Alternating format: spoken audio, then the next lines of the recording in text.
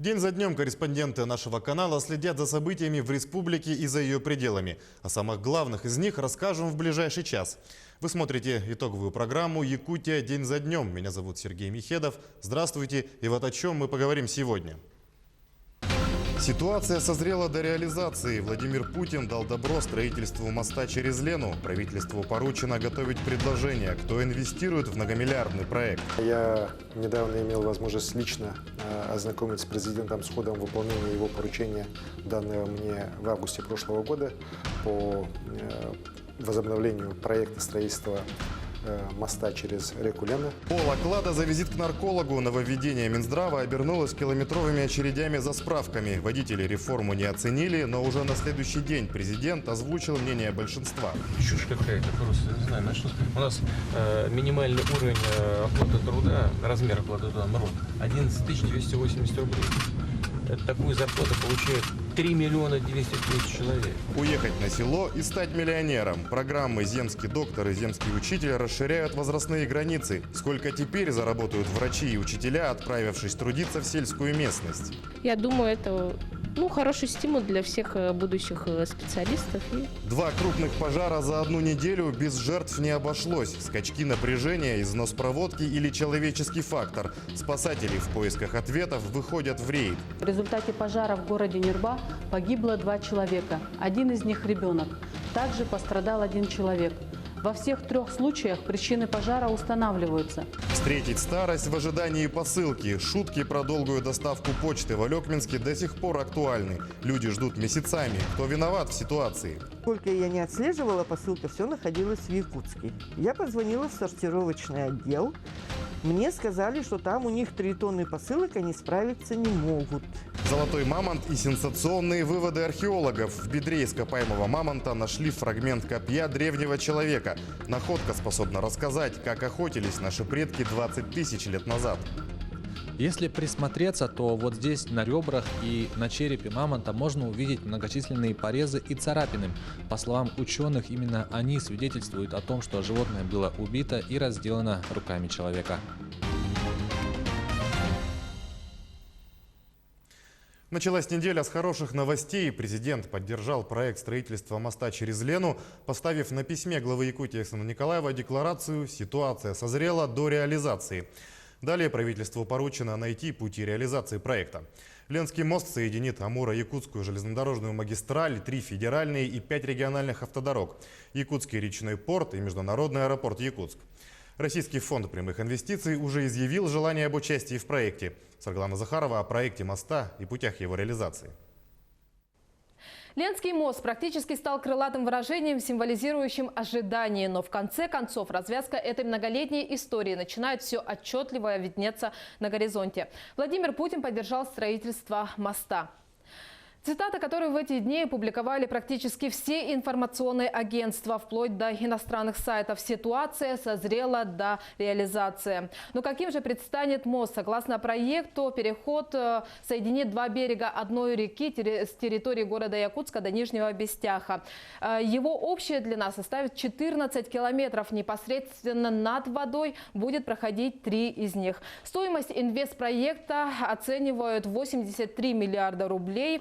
Ранее не раз говорили о том, что строительство будет проходить в сотрудничестве с бизнесом. В проект планируют привлечь более 28 миллиардов рублей частных инвестиций. Самую крупную часть расходов покроет капитальный грант, а федеральный бюджет возьмет следующую по величине часть – почти 48 миллиардов рублей. А на региональный бюджет приходится 6,4 миллиарда. О необходимости строительства моста через реку Лену говорили много и неоднократно на федеральном уровне. Глава республики Айсан Николаев представлял проект на полях Восточного экономического форума, заявил о важности моста в своей речи на заседании Президиума Государственного совета Федерации под председательством президента страны. Теперь же говорится о конкретных сроках начала строительства и его завершения. В интервью нашему каналу Айсан Николаев сообщил, что старт возведению планируют дать уже в следующем году. через 5 лет по мосту проедут первые автомобили. Мост станет двигателем социального и экономического развития не только региона, но и страны в целом. Как раз впервые в истории у нас от Мирного до Магадана в случае строительства Ленского моста, в случае строительства мостов через Вилю и через Алдан мы сможем получить круглогодичное дорожное движение, ну и с возможностью потом уже выхода от Мирного на Иркутскую область. В этом случае впервые страна получит вот такой выход на Тихий океан, не вдоль южной границы страны российско-китайской, а уже достаточно по, скажем так, называемому северному широтному ходу. Зеленый свет дан, заявил вице-спикер правительства республики Кирилл Бычков. Получено одобрение от всех профильных и бюджетных ведомств. Безусловно, специализированные организации, такие как Внешэкономбанк, который имеет достаточно высокую экспертизу в проектах инфраструктуры, также рассмотрел наш проект.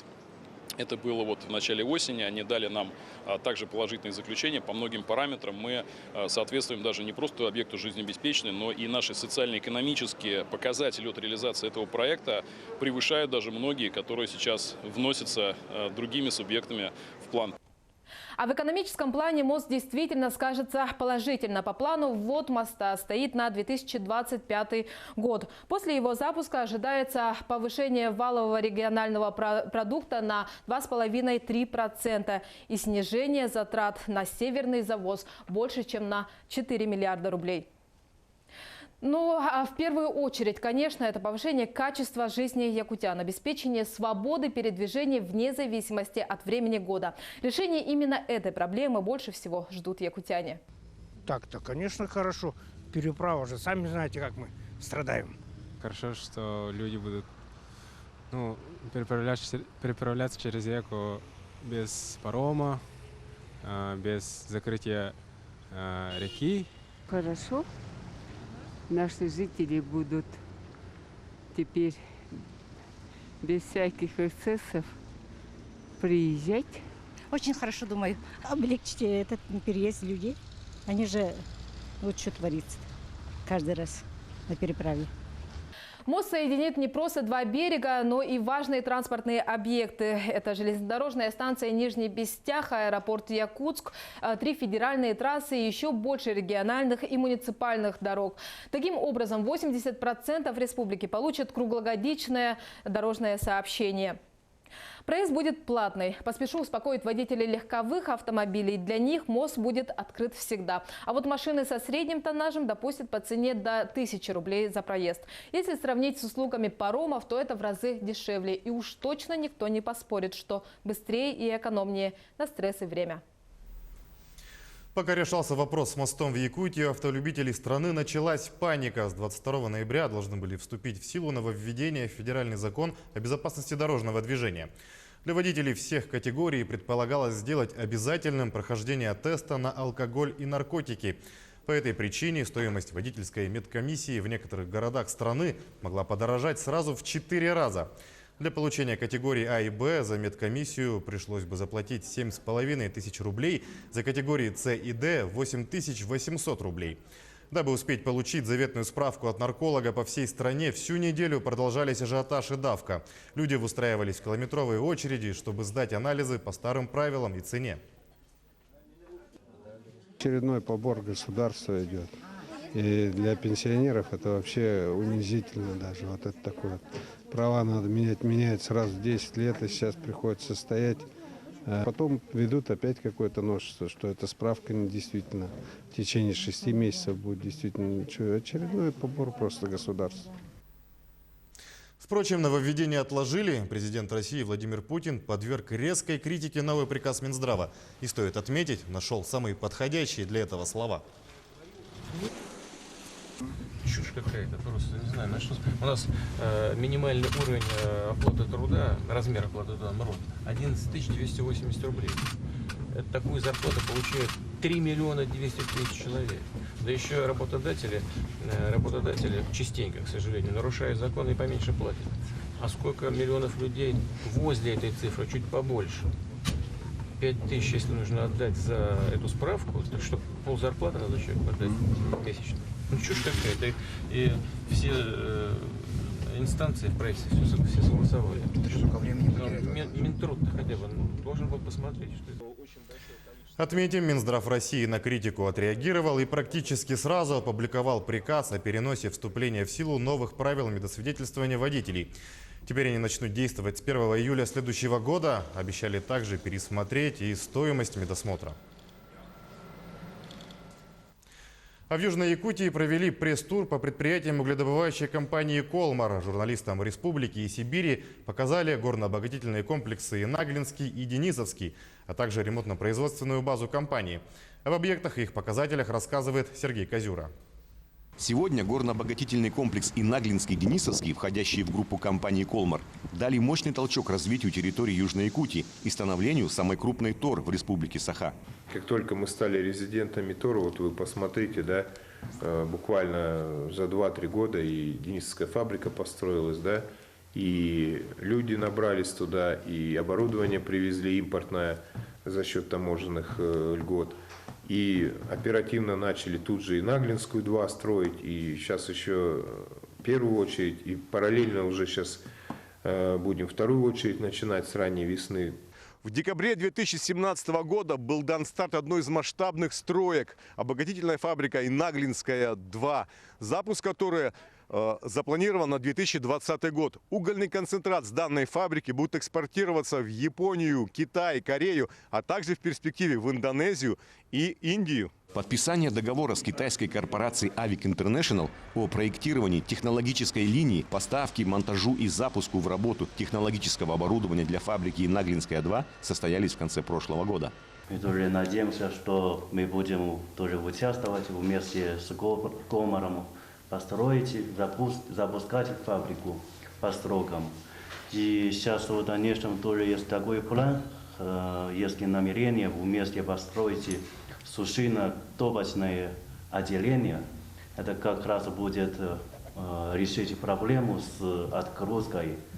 Вот, ведь здесь же Якутия минус 50 зимой. Там концентрат уже смерзает. И думаю, что после реализации этого объекта будет полностью проблема снята. Компания «Колмар» является обладателем собственной ремонтно-производственной базы, изготовляющей целый спектр запасных частей на горную технику и производящей ремонт оборудования для участков ОГР и обогатительных фабрик. База расположилась в поселке Чульман. В связи с этим у чульманцев возник вопрос, как будет осуществляться транспортировка крупногабаритной техники, чтобы не портить дороги общего пользования. Принято решение, и нами в этом году окончено строительство части объездной дороги протяженностью 1,2 километра. Вот эта дорога, она идет в сторону железнодорожного тупика.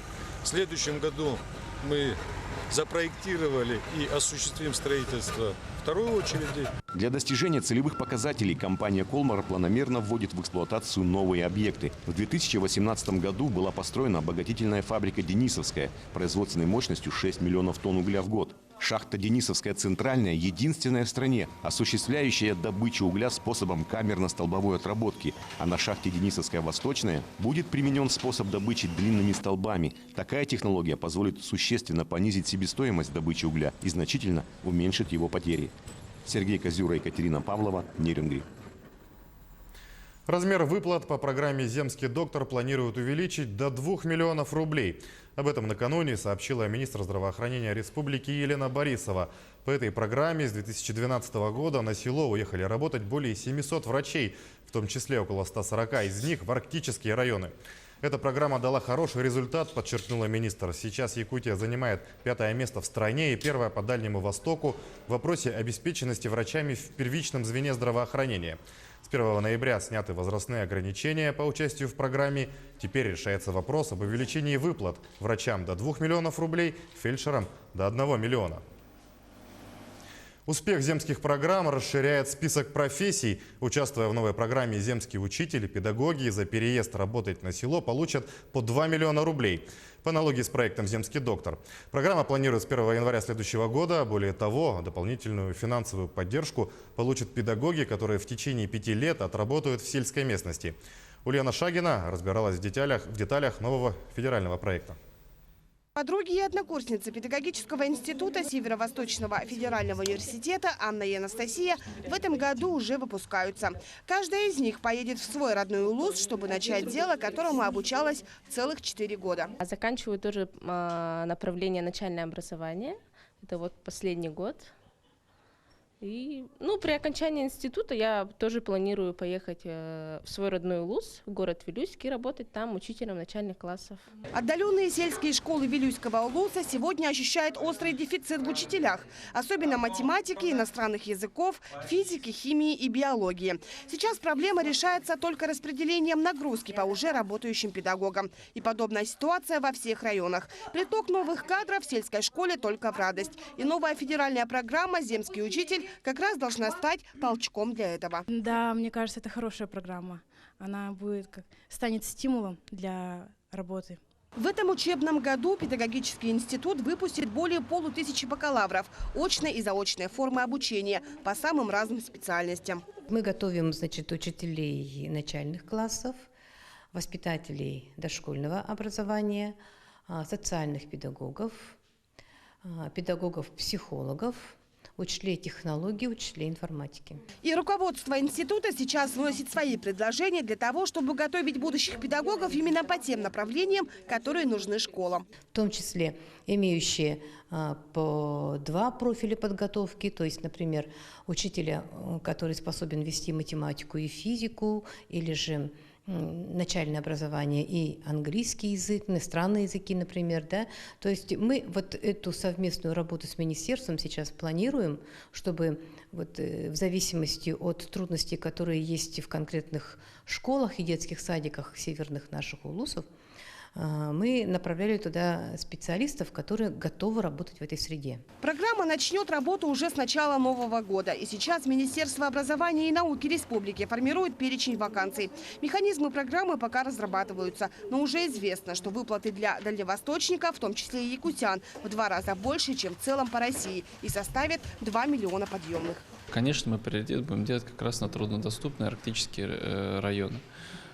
И уже под эти вакансии будут подбираться желающие, которые получат соответствующие выплаты для мотивации для работы. Единственное, чтобы получить эти деньги, нужно будет взять на себя обязательство 5 лет проработать в сельской местности по той вакансии, которая будет Министерством образования и науки объявлена. В этом учебном году в школах региона открыты порядка 800 вакансий для педагогов. Из них 234 работника нужны в организациях арктических и северных улусов.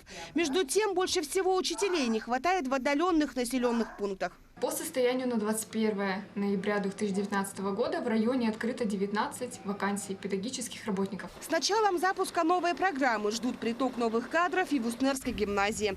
Высокая стоимость авиабилетов, сложное транспортное сообщение и дорогое съемное жилье также вносят свои коррективы. Есть хорошее предложение. Вот мы находим на сайте предложения учителей, которые готовы приехать, и стаж работы, и высшая категория. Но когда только узнают о тех условиях, на которых мы приглашаем людей, они отказываются, потому что материально им это очень и очень сложно.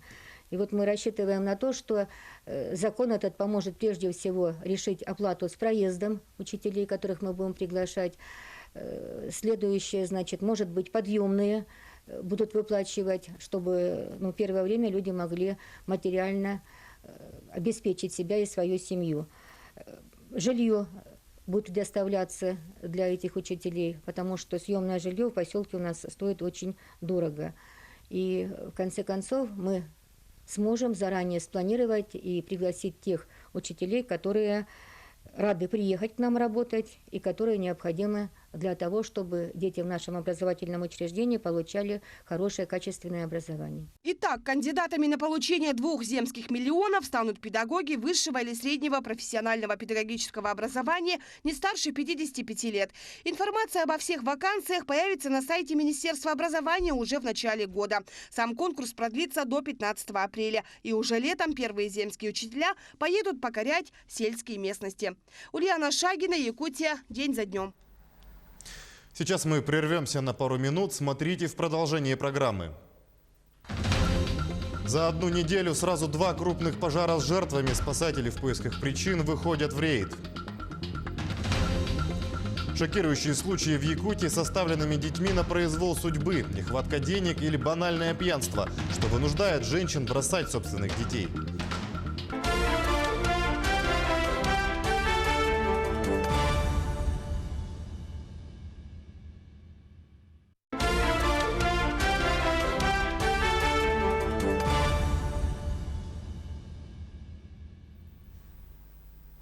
А мы продолжаем. Практически ежегодно с наступлением морозов количество возгораний резко идет вверх. На этой неделе произошло сразу несколько крупных пожаров. Не обошлось без жертв. Скачки напряжения, износ проводки или человеческий фактор. Спасатели в поисках ответов вышли в рейд. К ним присоединился и наш корреспондент Александр Хавренко. На этой неделе в республике произошли 2 пожара, в которых погибли люди. Один пожар с трагическим исходом произошел в двухэтажном жилом доме в селе Барагонцы. На месте возгорания спасатели обнаружили тела 2 погибших.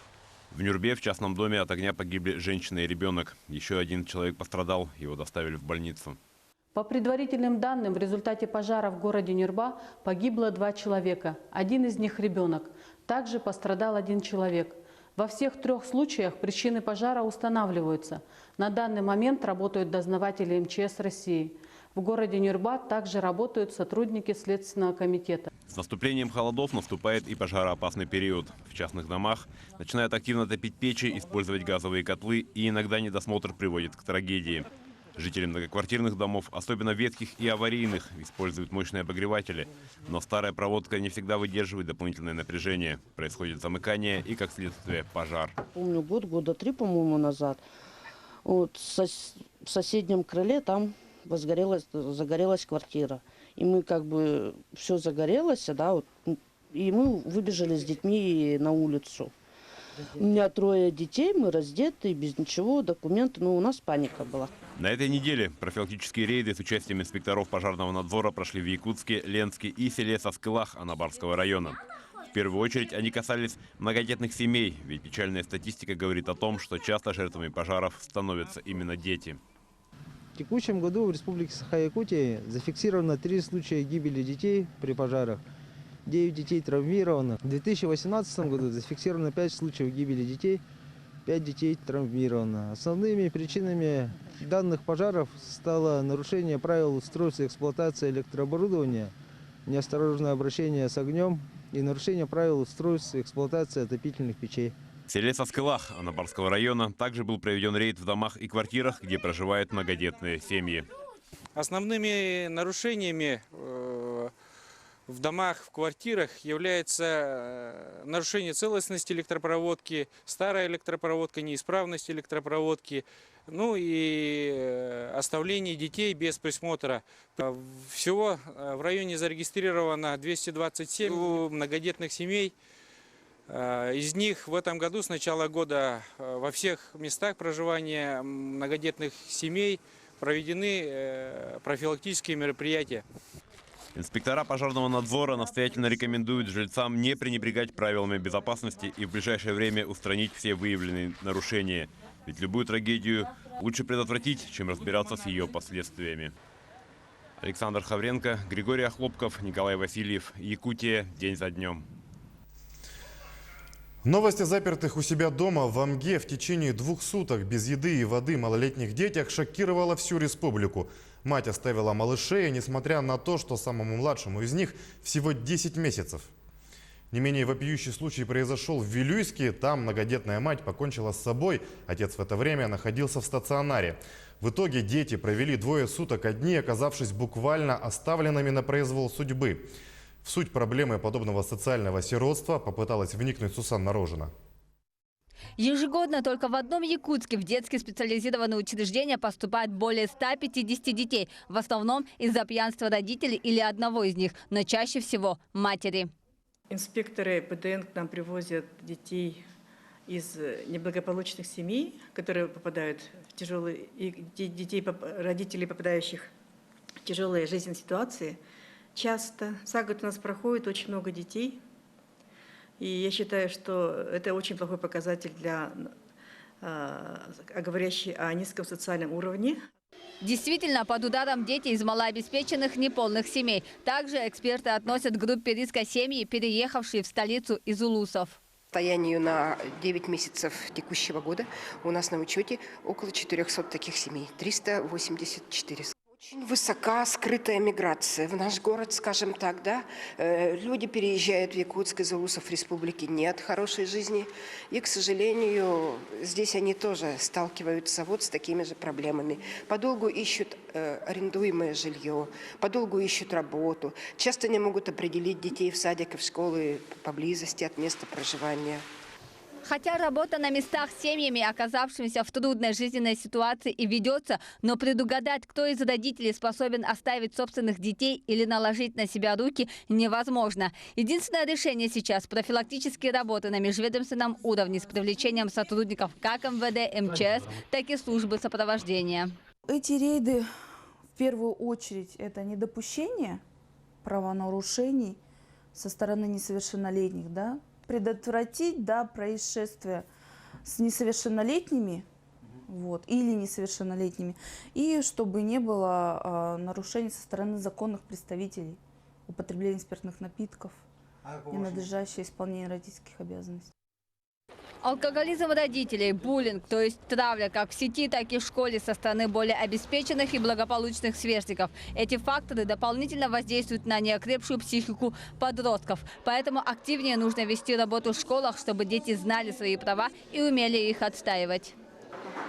Для подростков, скорее всего, это именно давление, которое есть в обществе, и впоследствии суициды, которые у нас растут с каждым годом. Плюс к этому, наверное, экзамен. Корни проблемы, я все-таки считаю, что будет семья, и именно работа с семьей может помочь решить эту проблему. Говорить о том, что есть проблема, и ее надо решать, а не замыкаться в себе и возникать еще больше проблем. Еще одна категория семей, которые находятся в заведомо сложной ситуации. Это матери-одиночки, вынужденные растить детей без поддержки со стороны их отцов. Зачастую даже без финансовой. Так, по разным данным, в России от 1,5 до 2 миллионов человек, которые обязаны платить алименты. По статистике службы судебных приставов, из них 98% это алименты, которые положены детям. Поэтому одинокие женщины с детьми должны быть на особом внимании социальных служб.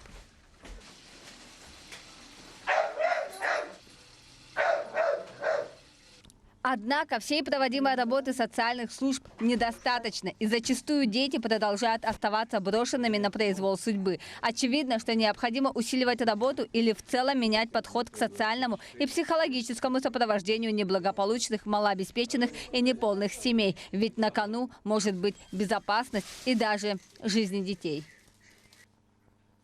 Сусанна Рожина, Джулус Иннокентьев, Семен Семенов, Якутия. День за днем.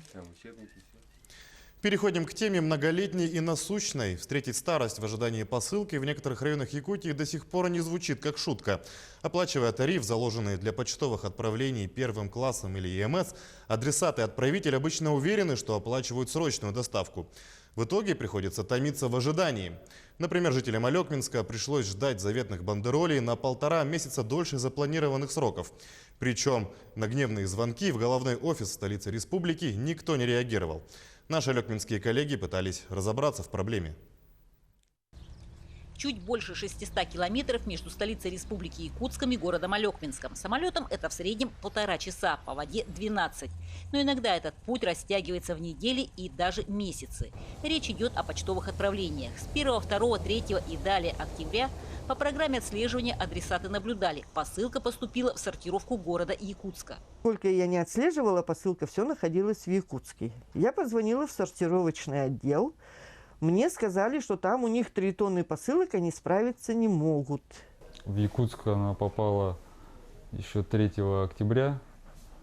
И с 3 октября до Алекмы добиралась вот 11 ноября. Она только оказалась на сортировке в Алекме. Это понедельник. Сегодня 14 ноября, до сих пор находится на сортировке. То есть почти 1,5 месяца. Посылка в пути с Якутска. Понимая, что порт закрыт, делали скидку, но 22 числа порт открыли и рейсы начали приходить. Тем не менее, посылки, в том числе оплаченные как ЕМС и первого класса, пункт нахождения не изменили до середины ноября. Очень большая задержка получается у нас Сортировка Якутск. 22 октября по 1 ноября 2019 года из-за повышенного пассажиропотока, вызванного длительным отсутствием авиасообщения и альтернативного транспортного сообщения, почта на плановые авиарейсы сдавались на свободный тоннаж. В ноябре почта на авиарейсы сдавалась на каждый выполняемый рейс. На сегодняшний день остаток неотправленной почты в Алёкминск составляет 500 килограмм. Ведется работа с авиакомпаниями по вывозу всего остатка почты на плановых рейсах 16 ноября 2019 года. Следует отметить, что до ноября месяца воздушные суда между городом Якутском и городом Алёкминском курсировали 6 дней в неделю. То с ноября 2019 года регулярные авиарейсы выполняются лишь 2 раза в неделю, во вторник и субботу. Информация адресатам поступала размытая. Конкретной причины и сроков получения назвать не смог никто. Я опять стала звонить в сортировочный. В сортировочном ничего мне объяснение, уже попала я на другого человека, на более молодого сотрудника. Она сказала, я вам ничем помочь не могу. По слухам, на сортировке в Якутске скопилось многотонное количество. В середине ноября она поступательно начала приходить в Алёкминск. И опять пауза. Разобрать в один день нереально. Заявление на компенсацию в случае нарушения контрольных сроков пересылки можно подать на странице Почта России, войдя через учетную запись портала госуслуг, либо заполнить форму заявления на сайте, распечатать и подать в любом почтовом отделении. Для подачи заявления нужно приложить чек или его копию, выданный при отправке, а также предъявить удостоверение личности при подаче заявления в почтовом отделении. Подать заявление может получатель, отправитель или доверенное лицо одного из них. Елена Фаст, Алёкминск. Сейчас короткая пауза, никуда не уходите, смотрите далее в нашей программе. Указ главы «Мы – будущее России». Гимн страны спели практически все школы Якутии. Как воспитывают патриотов в нашей республике. Хитросплетение ипотечных программ на Дальнем Востоке. Расскажем о поддержке многодетных семей.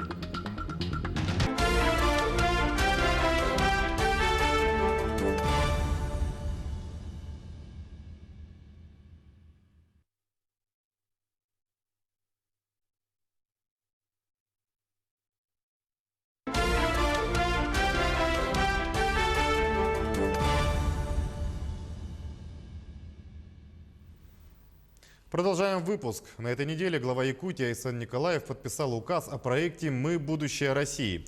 Документ направлен на духовно-нравственное и патриотическое воспитание детей и молодежи.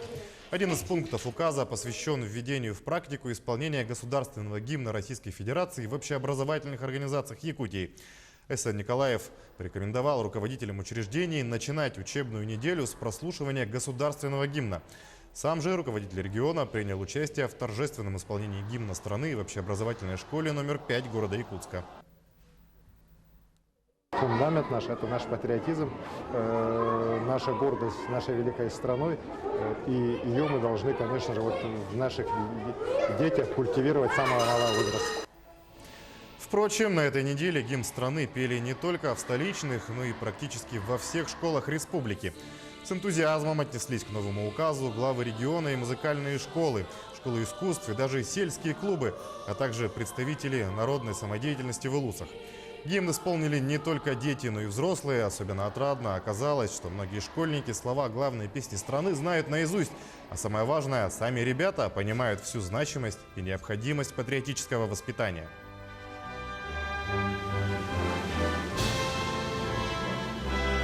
Гимн Российской Федерации, безусловно, несет огромное значение, поскольку в нем мы чувствуем все могущество и силу нашей страны.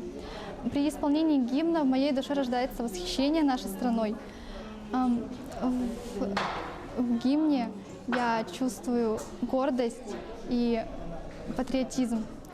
Я думаю, что все мы при исполнении этого гимна испытываем гордость за то, что мы родились и живем в этой великой стране. А чтобы будущим патриотам было где жить, родителям выдается льготная ипотека и не только. Поддержка многодетных семей ведется на всех уровнях власти. На сегодня в России более 13 тысяч многодетных семей уже подали заявки на частичное погашение части долга по ипотеке в связи с рождением еще одного ребенка. Как могут воспользоваться этим механизмом многодетные семьи в Якутии, рассказывает Дмитрий Темыров. Юрий и Надежда Аксентьевы – молодая многодетная семья. Сегодня в одной из риэлторских контор Якутска подали документы на оформление ипотеки. Они планируют построить частный дом. Мы пришли получать ипотеку. Загородный дом хотим купить.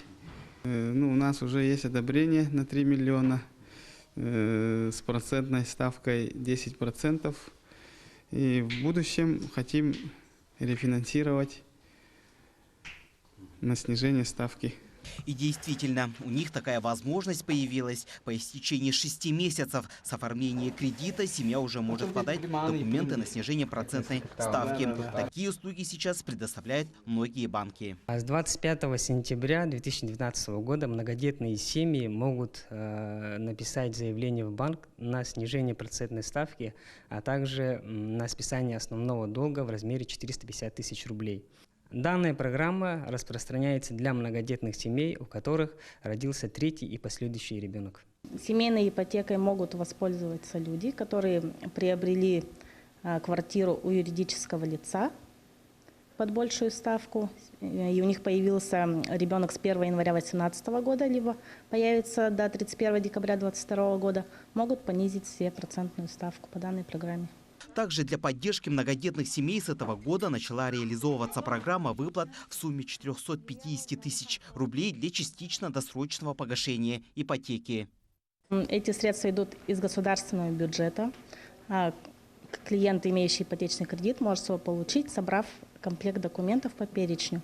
В этот перечень входит согласие на обработку персональных данных, заявление на получение данной выплаты, копия паспорта и свидетельство о рождении детей заверены нотариально. Схема списания для многодетных работает следующим образом. Клиенты подают заявление и документы в банк, в котором брали ипотечный кредит. В свою очередь, кредитная организация проверяет их данные и передает оператору программы Дом РФ, который проводит уже финальную проверку заявок. Средний срок с даты обращения заемщика с полным пакетом документов к кредитору до получения денег составляет около месяца, но может быть продлен в случае, если нужно собрать дополнительные документы. Случаев отказа практически нет. В случае нехватки каких-то комплектов документов может быть только доработка. Также правительство России продлили программу «Материнский капитал» как минимум до 2021 года, размер которого в этом году составил 453 тысячи рублей. Эти деньги можно использовать в том числе и на погашение ипотеки. Сегодня на территории нашего региона реализуются следующие мероприятия, направленные на увеличение рождаемости. При рождении, усыновлении второго ребенка с 1 января 2019 года установлен региональный материнский капитал в размере 30% от федерального, или на 2019 год он составляет 135 907 рублей. При рождении, усыновлении третьего ребенка или последующих детей с 2011 года установлен республиканский материнский капитал «Семья», который составляет 139 716 рублей. Как отмечают кредитные эксперты, в нашем регионе только за последние 2 года уровень ипотечной активности многодетных семей существенно вырос. Как показывает статистика, в последнее время есть увеличение примерно на 10% по предоставлению, использованию ипотечного продукта многодетными семьями. Что касается материнского капитала, тоже есть спрос и есть увеличение.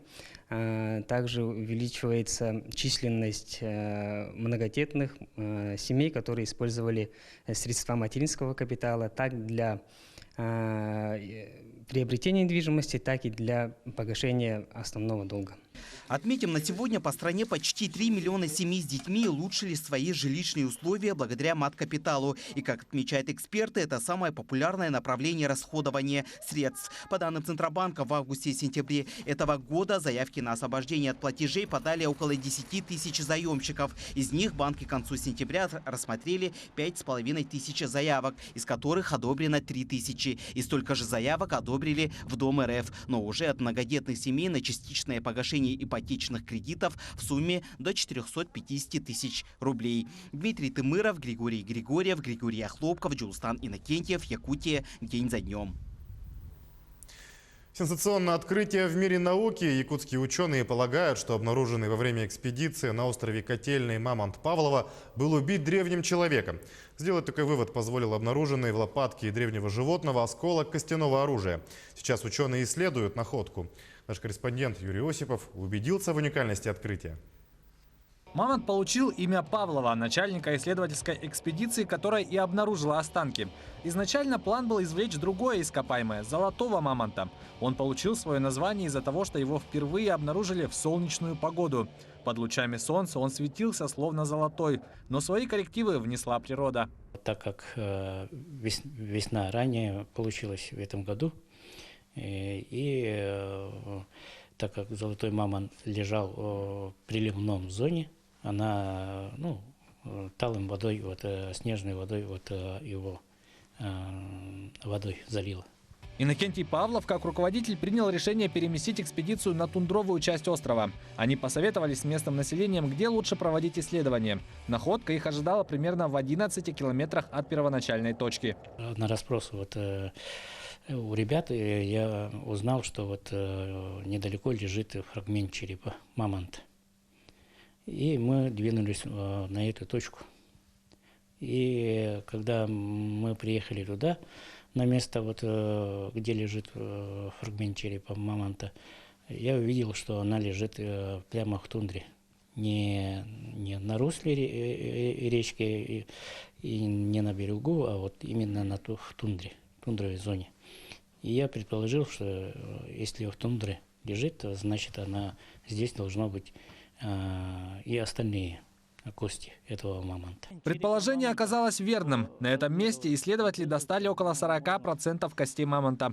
Экспедиция проходила в мае, а потому мерзлый грунт не позволил продолжить исследование. Было принято решение вернуться сюда в августе. Туда мы полетели, и еще где-то больше 10% уже набрали еще костей.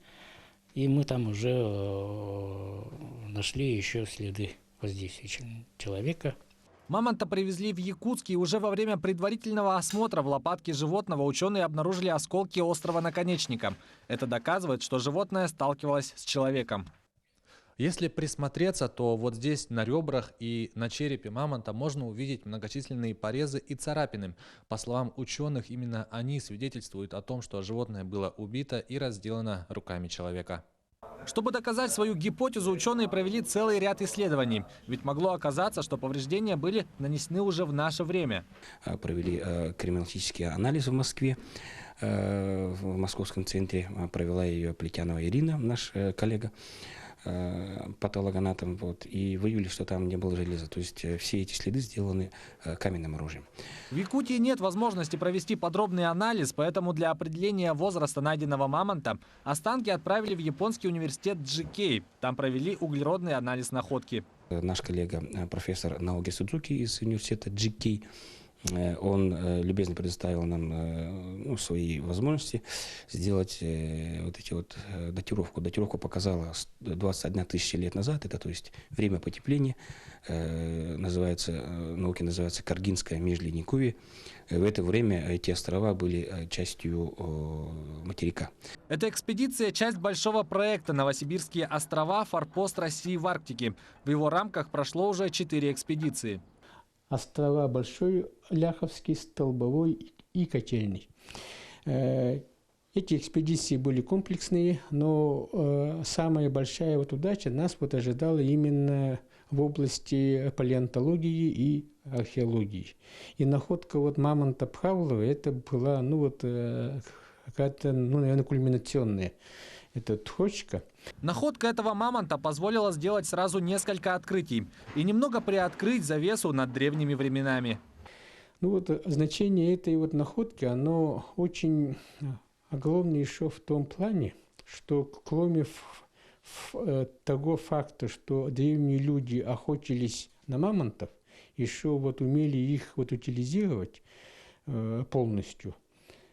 Эта находка по своей временной шкале, она находится в том периоде, когда шло активное заселение Америки. Там люди переходили в Америку, там из Азии. как раз около 20 тысяч лет. Сейчас исследования находки продолжаются. Ученые Академии наук собирают научную группу для того, чтобы совместными усилиями восстановить картину охоты, в которой погиб мамонт. Юрий Осипов, Саргалана Неустроева, Джулустан Иннокентьев, Якутия. День за днем. Сейчас мы вновь прервемся, и вот о чем расскажем через пару минут.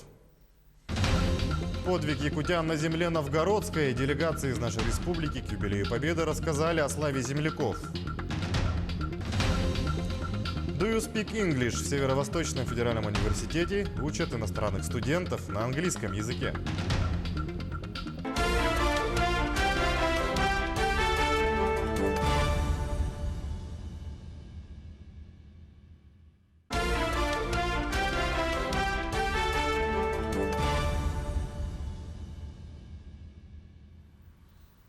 Продолжаем программу. Подвиг якутян, совершенный на озере Ильмень в 1943 году в Великом Новгороде, на этой неделе почтила делегация из нашего региона.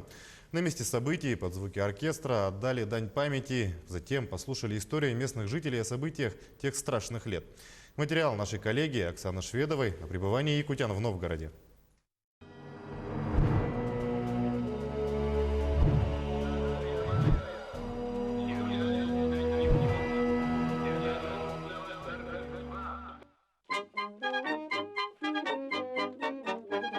На берегу озера Ильмень звучит якутский победный марш. Композитор Давид Салиман Владимиров написал его в честь подвига воинов-якутян, погибших здесь в 1943 году во время наступательной операции. О том, как земляки героически сражались с фашистами, знает каждый якутский школьник. История подвига вписана в военные книги и особенно почитаема в республике. Зная историю, что здесь происходило, просто мурашки, и видеть вот эти все огромные просторы, масштабы, это просто уникально, очень интересно, конечно, что здесь было. И я даже представить не могу, как здесь было сложно и тяжело. При переходе по озеру Ильмень зимой 43-го погибло немало солдат. Это и русские, и узбеки, и украинцы, и якутяне. 220 имен из состава якутской лыжной бригады установлено, хотя погибших намного больше. Приезжают к памятному месту, якуты по традиции увозят с собой частичку памяти о героях-земляках. Есть такое поверье якутян, что камни на берегу Святого Ильменя, Седого Ильменя политы кровью якутян погибших.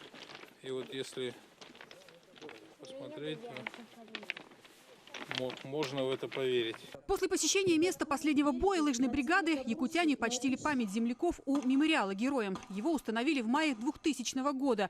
Нижняя часть монумента символизирует расколотую льдину, а верхняя – северное жилище, которое якуты называют Ураса. Такую форму автор памятника задумал специально, чтобы это место хоть немного напоминало родную землю. Старый Ильмень, ты помнишь их? Огневых, молодых, живых, их ночной боевой переход, как коварно трещал лед. После митинга якуты возложили цветы к мемориалу и пообщались с местными жителями. Именно из их уст они узнали, как находили погибших воинов лыжной бригады после войны. Потом их собирали весной. Зимой же не соберешь. Здесь были в основном дети и женщины. Основная масса людей была забрана на войну, а те, которые постарше, их поэтапно увозили в Германию. Здесь практически все население было вывезено в Германию. Ну и те, кто находил весной, они подзахоранивали вдоль берега. Останки солдат, которые участвовали в операции по озеру Ильмень, находят и сейчас. Какие-то имена удается установить, какие-то остаются безымянными. Если среди погибших находят якутских стрелков, сразу сообщают на их малую родину. И на захоронение тут же приезжают делегации земляков. Если удается, находят родственников, которые привозят из далекой Якутии частичку родной земли и лепешку, приготовленную по старинным рецептам. Из Старорусского района Оксана Шведова, Анатолий Храбров, Вести, Великий Новгород. Далее к теме образования. Приближается финал осеннего Кубка международного инженерного чемпионата «Кейзин». Он входит в президентскую платформу «Россия – страна возможностей».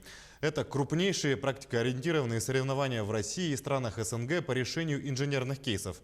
Напомним, в основном сезоне чемпионата студенты СФФУ стали бронзовыми призерами этих соревнований. На этой неделе с ребятами поговорил Юрий Осипов. Чемпионат Кейсин не один конкурс. Это международная система соревнований по решению инженерных кейсов. Они проходят среди школьников, студентов и молодых специалистов топливно-энергетического и минерально-сырьевого комплексов. Активно развивается. Участниками школьной и студенческой лиги, лиги молодых специалистов чемпионата в 2019 году стали свыше 5000 участников. Мы также запустили осенний кубок чемпионата, к которому привлечем еще не менее 2000 школьников, студентов и молодых специалистов. В наших планах организовать онлайн-обучение для участников чемпионата, опубликовать лучшие решения чемпионов, разработать методические рекомендации для вузов и школ по организации этого проекта. Участие в проекте президентской платформы «Россия – страна возможностей» является большим подспорьем для будущих специалистов, чтобы найти работу в крупной компании и занять свою профессиональную нишу. И каждый год там десятки тысяч человек проходят в рамках данного чемпионата. И по сути в этом году вновь созданное молодежное сообщество молодых инженеров ТЭК, для него KSIN стал неким источником активных молодых ребят со всей России. Ведь участвуя на KSIN, они потом получают возможность принять участие на других федеральных площадках и проектах, будь то федеральные какие-то форумы, соревнования по формированию молодежного прогноза, участие на всероссийских производственных совещаниях, фестивале «Вместе ярче», «Молодежном день», «Российской аналитической неделе» и так далее. В рамках данной системы как раз проявляются самые активные ребята, готовые решать инженерные кейсы, задачи, которые перед ним ставят как компании, так и в целом наше государство. Бронзовыми призерами студенческой лиги стали студенты Горного института СВФУ. Blessed Brain. Северо-Восточный федеральный университет имени Амосова. Прежде чем попасть на финал, они прошли через отборочный этап, в котором приняло участие около 150 студентов. В инженерном чемпионате KSIN СВФУ принимает участие еще с 2013 года, но впервые были достигнуты такие высокие результаты. Заняв 3-е место, команда Якутского университета уступила только таким ведущим университетам, как МГТУ имени Носова и СПГУ. Здесь мы заняли 1-е место и отправились в Москву на основной чемпионат, который происходил через месяц. Подготовка у нас происходила за неделю до того, как мы отправились в Москву. Нам выдали все материалы основные, по ним мы разрабатывали кейс-проект, который мы защищали на чемпионате. От 1-го места якутскую команду отделили 23 балла. При оценке команд учитывались несколько критериев: технология, оригинальность и новизна решения, экономика, презентация и выступление, энергоэффективность и ответы на вопросы экспертов. Эмоции положительные. Сам чемпионат проходил в трудной борьбе. Было много команд с хорошими задачами по реализации данного кейса. Поэтому приятно занимать призовые места, исходя из такой сильной конкуренции в стране. Капитан команды СВФУ Тимур Афанасьев отмечен специальной наградой за отличные результаты и достижения в области решения кейсов по горному делу в рамках чемпионата. Участие в данном чемпионате дает большие возможности в плане развития своих компетенций в горном деле, также возможность попробовать использовать свои знания в реальных уже условиях, то есть чтобы разрабатывать, чтобы начать разрабатывать проект и чтобы он был экономически целесообразным. Осенний кубок проходит в 8 федеральных округах. Принять участие в проекте президентской платформы «Россия – страна возможностей» приглашены студенты более 220 вузов, в которых ведется подготовка по инженерным специальностям. Победители и призеры этого конкурса смогут пройти стажировку в ведущих отраслевых компаниях страны. Для школьников это будут дополнительные баллы для поступления в вуз. Финал осеннего кубка состоится в декабре в Москве. Юрий Осипов, Григорий Охлопков, Якутия. День за днем. Также в Северо-Восточном федеральном университете появились первые полностью англоязычные занятия. С этого учебного года в мединституте работает билингвальная группа специально для иностранных студентов первых лет обучения. Занятия проходят на английском языке, параллельно студенты подтягивают русский, как показывает себя нововведение на практике и что об этом думают сами приезжие студенты, рассказывает Саргалан Захарова. Урок информатики – все то же самое, что изучают остальные студенты-медики, но идет занятие на английском языке. В аудитории представители самых разных стран мира – Колумбия, Нигерия, Таиланд, Египет. Первый год у нас такой опыт в виде эксперимента, что мы начали обучение основных фундаментальных дисциплин и, конечно, дисциплин гуманитарного цикла на английском языке. Сандра родом из Камеруна. Когда получила ответ от университета о зачислении, сперва думала, что придется год провести в подготовительной группе, учить русский язык. Но по приезду ее ждала отличная новость. Открылась англоязычная группа. Уроки очень интересные и, главное, понятные. Если возникают какие-нибудь вопросы, то преподаватели найдут самый легкий способ, чтобы дать нам объяснение разным заданиям. Здесь мы можем освежить свои знания, которыми уже обладали. Кристиан приехал из Колумбии, долго выбирал учебные заведения в разных странах, остановился на севере России. Не испугали ни отдаленность, ни якутские морозы. Признается, на родине получить хорошее медицинское образование сложно, а в России оно более доступно и качественно. Очень высокий уровень преподавания, лучше, чем в моей стране. Здесь я уже познакомился со многими людьми, улучшаю свой английский, конечно, учу русский язык. Обучение на английском языке продлится 2 года. За это время студенты и русские успеют подтянуть и новые знания, закрепятся лучше. Однако это то, что касается только студентов первого года обучения. 5 лет назад, когда начинал учебу в университете Матиус Чуши, приходилось год проводить в подготовительных группах. Было сложно, говорит молодой человек. Помню, я страдал. Первый раз на занятии у меня препод всегда спросил: Матиус, понятно? Я даже не знал, что значит понятно. Я просто думал, что я буду отвечать, да или нет, просто да и все.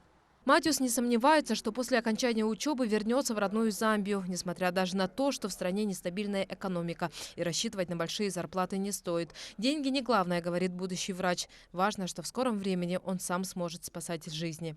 Вдали от родных и близких в совершенно незнакомом обществе с трудностями сталкиваются нередко. Влияет и языковой барьер, и суровый климат. Как никогда в такой ситуации необходима поддержка. На помощь приходят тьюторы. На время учебы они заменяют иностранным студентам и родителям и друзей. Тьютор студентов-медиков Туяра Федорова. Чаще всего они обращаются, когда у них проблемы возникают, например, с каким-то предметом, они не могут сдать сессию, зачет получить, экзамен получить, то, естественно, они приходят ко мне. И мы уже начинаем работать с преподавателем, со студентом. Всего в медицинском институте учатся 124 иностранных студента, в том числе и представители стран СНГ. Практически все хорошо владеют русским языком, и сложностей с пониманием не бывает. Остается полностью погрузиться в учебный процесс. Было очень трудно. В этом городе я один. Никто из родных нету, да. Постепенно развиваешься, привыкаешь. Если учишься, то не замечаешь, как время прошло. А вот Виктории Намупала, прежде чем поступить на первый курс института, пришлось провести год за учебниками русского языка. Буквы, грамматика – все с самых азов. Сейчас девушка параллельно продолжает улучшать свои лингвистические навыки и учиться медицине наравне с носителями языка. Я сейчас на русском, не очень хорошо, но я говорю. Теперь с открытием билингвальной группы перед студентами открываются еще большие возможности, да и для самих преподавателей. Этот новый опыт – выступление перед аудиторией на английском языке. А для университета это, безусловно, расширение границ, стирание барьеров и возможность громко заявить о себе на международном уровне. Саргалана Захарова, Семен Семенов, Джолусан Иннокентьев, Якутия. День за днем. Вы смотрели программу «Якутия. День за днем». Именно такой была эта неделя. Корреспонденты нашего канала продолжают следить за развитием событий. Для вас в студии работал Сергей Михедов. Увидимся на канале «Якутия-24».